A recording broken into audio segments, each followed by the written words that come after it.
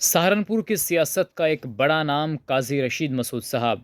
आज का दिन उनके परिवार के लिए एक बहुत दुखद दिन है क्योंकि साल 2020 और 5 अक्टूबर का दिन था जब काज़ी रशीद मसूद साहब ने इस दुनिया को अलविदा कह दिया था।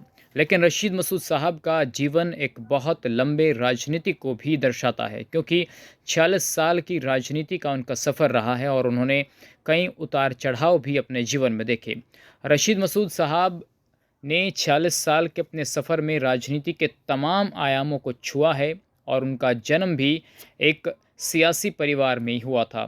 रशीद मसूद साहब को राजनीति वैसे तो विरासत में मिली। उनके पिता काजी मसूद जो हैं वो भी गंगों के चेयरमैन रह चुके थे और उनका क्षेत्र में एक बड़ा नाम रहा है। तो रशीद मसूद साहब को जो राजनीति है वो विरासत में मिली। इसके अलावा वो 8 बार सांसद रहे, जिसमें 5 बार वो लोकसभा के लिए निर्वाचित हुए और 3 बार वो राज्यसभा के लिए निर्वाचित हुए थे। तो ये उनका लंबा राजनीतिक करियर रहा। इसके अलावा वो एक बार केंद्र में मंत्री भी रहे वीपी सिंह की सरकार में, और केंद्र में स्वास्थ्य राज्य मंत्री का जिम्मा उनके पास था। इसके अलावा 2007 में विपक्ष की तरफ से उपराष्ट्रपति के उम्मीदवार भी रशीद मसूद साहब रह चुके थे। तो उनकी सियासी सफ़र पर आज थोड़ा नज़र डालेंगे कि आखिर कहाँ से उनकी शुरुआत होती है। दरअसल काज़ी रशीद मसूद साहब 70 के उस दशक में वहाँ से उनके सियासी सफ़र की शुरुआत होती है। साल 1974 में जब रशीद मसूद साहब ने पहली बार विधानसभा का चुनाव नकुड़ विधानसभा से लड़ा था। उस वक्त गंगो विधानसभा तो नहीं होती थी, लेकिन नकुड़ विधानसभा ही गंगो के क्षेत्र को टच करती थी, वही क्षेत्र होता था। तो 1974 का चुनाव लड़ा, लेकिन रशीद मसूद साहब वो चुनाव हार गए। उसके बाद 3 साल बाद लेकिन उससे पहले अगर हम जिक्र करें 75 का, 74 के बाद जब 75 आया तो देश के अंदर आपातकाल की घोषणा हो जाती है। 18 महीने की इमरजेंसी के बाद कांग्रेस के खिलाफ देश के अंदर माहौल बन रहा था और उस माहौल के अनुरूप एक पार्टी का जन्म होता है जिसका नाम जनता दल होता है। विपक्षी दलों ने जो इंदिरा गांधी से नाराज़ थे, उन लोगों ने मिलकर एक दल बनाया, एक पार्टी बनाई जिसका नाम जनता दल रखा गया। और उस जनता दल से ही काज़ी रशीद मसूद साहब ने साल 1977 का लोकसभा का चुनाव सहारनपुर से लड़ा था, जिसमें उनको कामयाबी मिली और वो चुनाव जीत गए। इसके बाद उनका सियासी सफ़र लगातार आगे बढ़ता चला गया।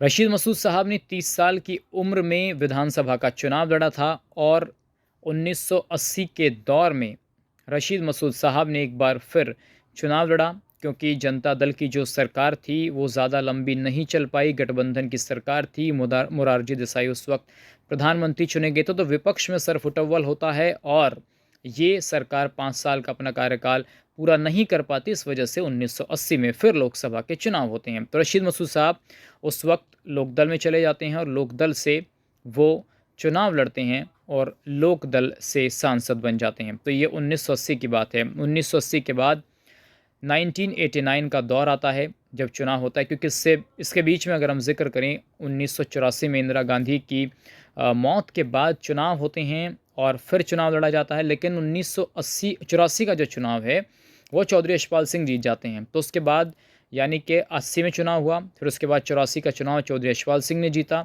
फिर चुनाव आता है 89 का। तो 89 का चुनाव चौधरी साहब नहीं जीत पाए और चुनाव जीत गए रशीद मसूद साहब। तो रशीद मसूद साहब के चुनाव जीतने के बाद ही 89 में जब वो चुनाव जीते तो उनको मंत्री बनाया गया था। 90 और 91 का वो दौर था जब वीपी सिंह 2 साल के लिए प्रधानमंत्री बने थे। तो उनकी कैबिनेट में रशीद मसूद साहब को स्वास्थ्य राज्य मंत्री का जिम्मा मिला था। उसके बाद 1991 का चुनाव आता है, 2 साल सरकार चलती है, सरकार गिर जाती है और 1991 का वो दौर आता है। 1991 में नकले सिंह के साथ रशीद मसूद साहब का चुनाव होता है। नकले सिंह चुनाव हार जाते हैं और रशीद मसूद साहब चुनाव जीत जाते हैं। जनता दल के टिकट पर ही रशीद मसूद साहब ने वो चुनाव लड़ा था। इसके बाद साल 2004 का वक्त आता है। 2004 में रशीद मसूद साहब एक बार फिर चुनाव लड़ते हैं और इस बार वो समाजवादी पार्टी के सिंबल पर चुनाव लड़ते हैं, क्योंकि उस वक्त उनकी नज़दीकियां मुलायम सिंह यादव के साथ ज़्यादा बढ़ चुकी थी। साल 96 से वो दौर शुरू होता है जब मुलायम सिंह मुख्यमंत्री बनते हैं और उसके बाद किस तरीके से दोनों की दोस्ती आगे चलती है। उसके बाद साल 2004 आता है। 2004 में समाजवादी पार्टी के सिंबल पर रशीद मसूद साहब चुनाव जीतते हैं।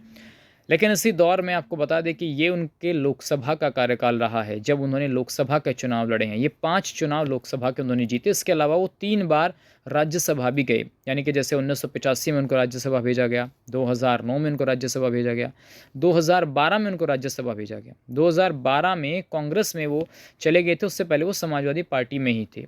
तो 3 बार राज्यसभा और 5 बार लोकसभा का चुनाव रशीद मसूद साहब ने लड़ा था। उनकी ज़िंदगी वैसे तो बेदाग रही, लेकिन लास्ट में आकर उनके ऊपर एक आरोप ज़रूर लगा जब वो स्वास्थ्य मंत्री थे कि किस तरीके से उन्होंने एमबीबीएस की जो सीट्स हैं उनको लेकर जो आरोप लगा। हालांकि उसमें उनको जेल में भी रहना पड़ा, लेकिन उनका स्वास्थ्य जो था वो लगातार गिरता चला गया। उसके बाद की जो तस्वीरें हैं वो पूरा ज़िला जानता है कि क्या कुछ हुआ था। लेकिन रशीद मसूद साहब का जो करियर रहा है राजनीति का वो बहुत लंबा रहा है। और सबसे बड़ी बात रशीद मसूद साहब की ये थी कि वो कभी कम्युनल नहीं हुए। एक सेकुलर चेहरे के तौर पर उनको देखा जाता था, एक धर्मनिरपेक्ष नेता के तौर पर उनको देखा जाता था। रशीद मसूद साहब ने बहुत नेता बनाए हैं ज़िले के अंदर, और उनके बनाए नेता विधायक बने, मंत्री बने, सांसद बने, तो उनके शिष्यों की भी कमी नहीं है। एक वक्त ऐसा भी आया जब शिष्य और गुरु आमने सामने हो गए।